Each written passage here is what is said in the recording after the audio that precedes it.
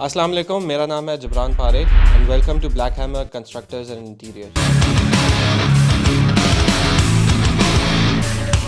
आज हम बात करेंगे बहरिया टाउन कराची में कमर्शियल बिल्डिंग की कंस्ट्रक्शन के हवाले से कि उसके क्या प्रोसीजर्स हैं, क्या SOPs हैं। कंस्ट्रक्शन के हवाले से दो चीज़ें अहम है, एक उसकी डॉक्यूमेंटेशन और उसकी एक एग्जीक्यूशन। आज हम बात करेंगे एग्जीक्यूशन की, from allotment till excavation.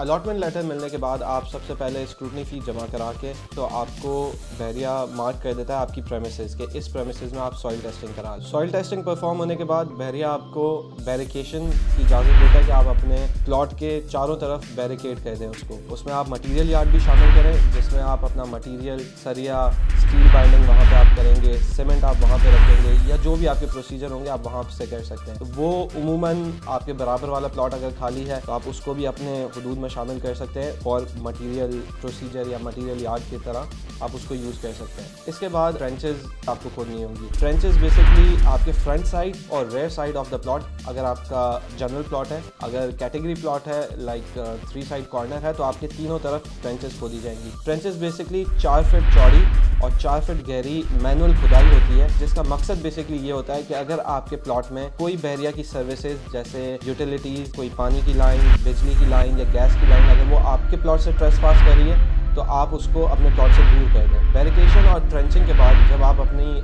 Documentation side पे आप अपनी फाइल ड्राइंग और जमा करा देते हैं तो बहरिया आपको गाइड वॉल बनाने की इजाज़त देता है और इनफैक्ट पाइलिंग की इजाज़त दे देता है। पाइलिंग शुरू करने से पहले आप गाइड वॉल बनाते हैं। गाइड वॉल बेसिकली 18 इंच की 2 बाउंड्री लाइंस होती हैं जिसके बीच में आपकी पाइलिंग का ऑगर चलता है। गाइड वॉल बनाने के लिए अगेन अगर आपका जनरल प्लॉट है तो आप फ्रंट और रेयर साइड, और अगर आपका कॉर्नर का प्लॉट है तो तीसरी साइड जो रोड लग रही होगी या स्ट्रीट लग रही होगी तो उधर आप गाइड वॉल बनाएंगे 3 साइड पे। गाइड वॉल बनवाने के बाद आप बहरिया से साइट एक्सेस परमिट लेंगे। साइट एक्सेस परमिट बेसिकली ये होता है कि आप बहरिया की फुटपाथ को डैमेज ना करें।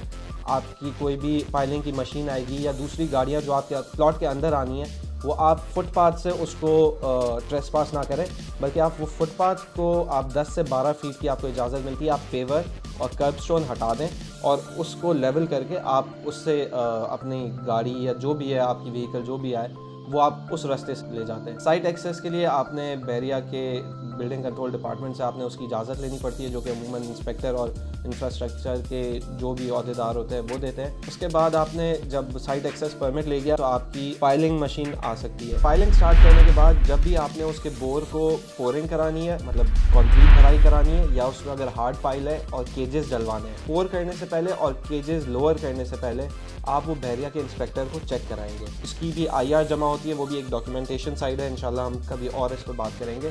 तो आपने वो इंस्पेक्शन बहरिया के किसी इंस्पेक्टर से करा के आप उसको पोर और केज लोअर कर सकते हैं। जब भी आप केज लोअर कराएंगे या कंक्रीट की भराई कराएंगे, एक दफ़ा में करा लें या अलग अलग इंटरवल्स में कराएं, आपने वो हमेशा इंस्पेक्टर को चेक करा के ही करना है, सो दैट आप उसमें कोई 2 नंबरी या आपने कोई बोर छोटा ना किया हो, आपने केज छोटा ना बनाया हो या कोई नाकिस मटीरियल इस्तेमाल ना किया हो, तो आपने वो ज़रूर इंस्पेक्ट करा के वो आपने जमा करानी और फिर आप उसको भराई कर सकते हैं। फाइलिंग कंप्लीट होने के बाद जब आप उसकी इंस्पेक्शन करा लेते हैं तो बहरिया आपको जो रिक्वायर्ड डॉक्यूमेंट्स होते हैं वो जमा कराने के बाद बहरिया आपको उसकी कैप बीम की इजाज़त देता है कि आप उस पर कैप बीम बना लें। कैप बीम भी जब आप बना लेते हैं फिर आप उसको उसका जाल, उससे पहले जब उसका केज बनता है आप उसको बहरिया के इंस्पेक्टर से वो भी चेक कराते हैं, फिर आप उसकी भराई करते हैं। कैप बीम होने के बाद जो एक्सकेवेशन का प्रोसेस है, अगेन उसकी डॉक्यूमेंटेशन है जो कि आप खुद कर रहे हो या तो कंसल्टेंट कर रहा हो या आपने किसी को हायर किया हो वो अगर कर रहे हो, तो उसके बाद जब सारी वो पूरी हो जाती है आपको NOC मिल जाती है एक्सकेवेशन की।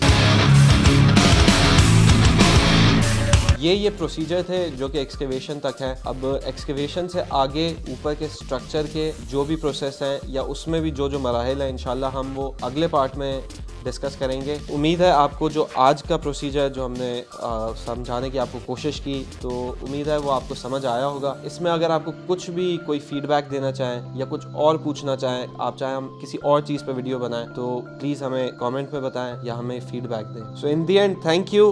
This is Jabran Parekh. Keep watching Black Hammer. Stay with us.